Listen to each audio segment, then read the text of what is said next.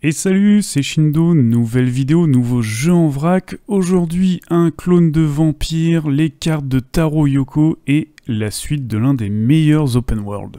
C'est parti.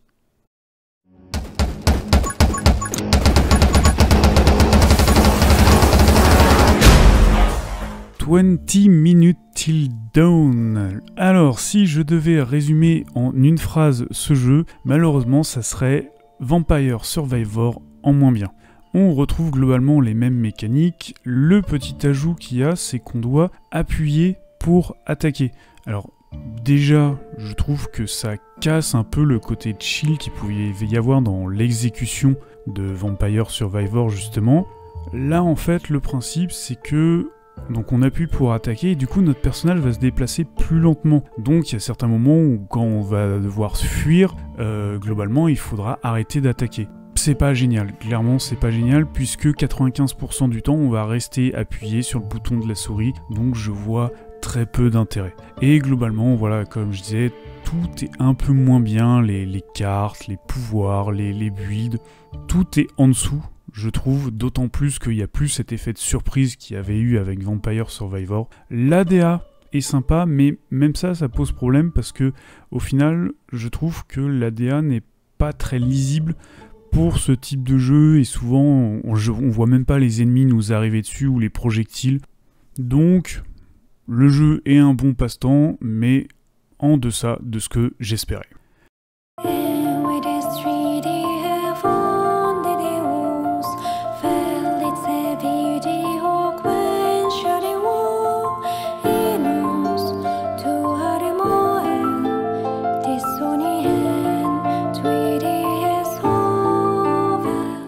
Voice of Cards, The Isle Dragon Rose, on fait ce qu'on peut avec la prononciation. Un RPG très chill, mais avec cette petite touche d'étrange de Yoko Taro qu'on a l'habitude, créateur de Nier, de Drakengard, qui est ce coup-ci directeur artistique sur le jeu, qu'il a fait juste après Nier Automata justement.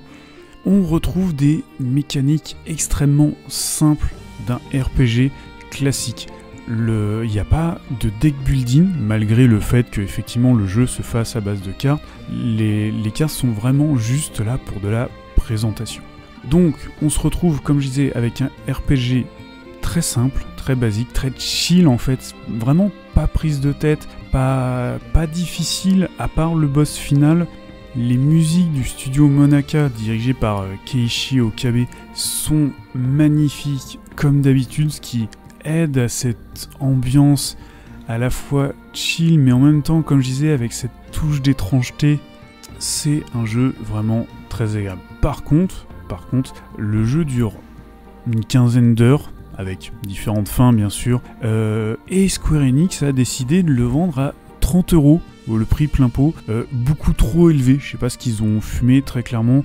Je trouve que voilà, moi je l'ai pris en promo à 15 €, je trouve que c'est le bon prix pour le jeu, qui, il faut bien l'avouer, sera surtout réservé aux fans des ambiances de Yoko Taro.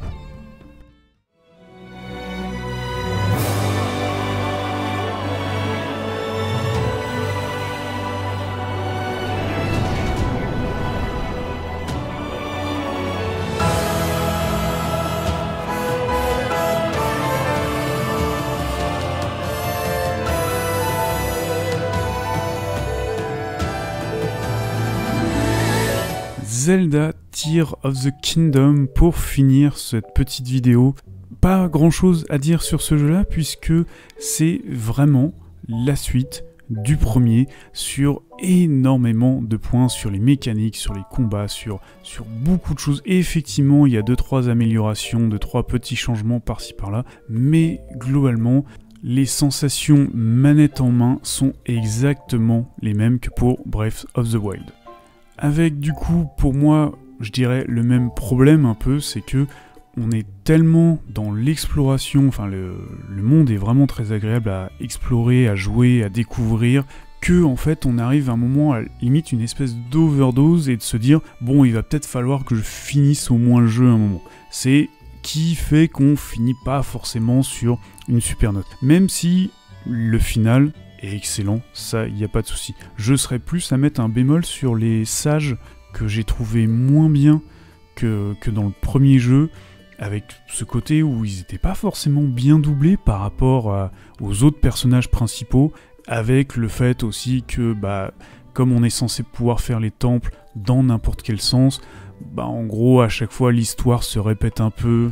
Bref, rien de méchant, mais un petit truc en moins que j'ai trouvé. Et petit truc en plus par rapport au premier, pour moi, c'est le royaume souterrain que j'ai trouvé extrêmement cool à explorer. Ce principe d'un monde plongé dans le noir, dans lequel on va apporter la lumière petit à petit, était vraiment agréable. Voilà, c'est tout pour cette fois-ci. Je vous dis à la prochaine. Ciao!